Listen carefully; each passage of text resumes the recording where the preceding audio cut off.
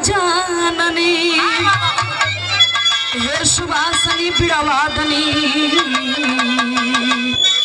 तुझको मेरा नमन जननी। ढोलक की आवाज बढ़ाइए भैया, ढोलक के केवल आगे और पीछे दोनों। आज ये ऐतिहासिक धरती नायगांव के धरती पर इको थोड़ा कम रहेगा। आज ये ऐतिहासिक धरती नायगांव के धरती पर बिरहा के कार्यक्रम रखा गया। इस कार्यक्रम में चलकर आए हुए वो हमारे बिहार के लोग हों चाहे उत्तर प्रदेश के लोग हों, जितने लोग इस महफिल में बैठे हैं और पीछे से गीत संगीत के आनंद ले रही है आदि शक्ति हमारी माता और बहनें, जन सैलाब में बैठे हुए बिरहा के सम्मानित श्रोता बंधुओं, जितने लोग इस महफिल में बैठे हैं, मैं गायिका रजनीगंधा ये मंच के माध्यम से पूरी पार्टी की ओर से यही मंच पर से एक बार सब भैया बाबू लोगन के हम पांव छू के प्रणाम करत बनी।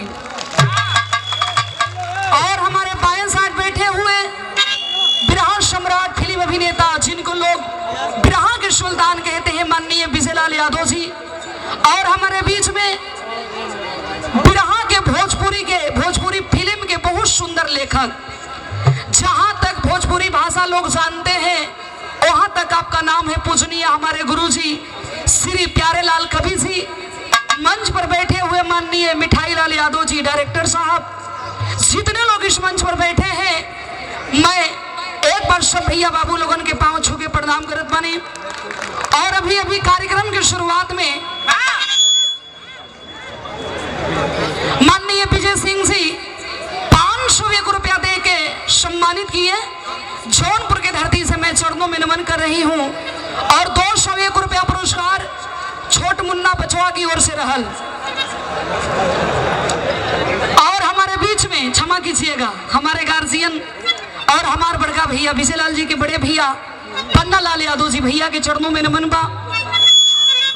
और समय के बड़ा अभाव है, अभी अभी आप हमारी छोटी बहन निशा को सुन रहे थे, अपना आशीर्वाद दीजिएगा चूंकि अभी ये शुरुआत की है। आइए कार्यक्रम की शुरुआत में 2 लाइनों माई की याद कर लिया जाए, जे के दुनिया के लोग माई कहेला। और ये हमारे बीच में जो बनारस की धरती से चलकर आए हुए बनारस के जिला अध्यक्ष सुजीत यादव माननीय लक्कड़ पहलवान जी की ओर से 501 रुपया पुरस्कार। और मैं निवेदन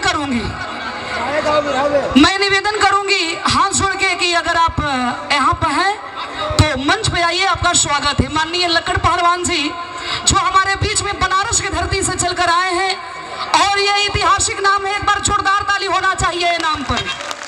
आइए लखन या तो बागी बलिया के धरती से ये 50 रुपया में 21 रुपया दिलन, यही रही किले जीवा बाद में कटवा लिया। अच्छा अब इन शुरू कैले ही फुटकर कहां से पहुंची। आइए क्या बात है।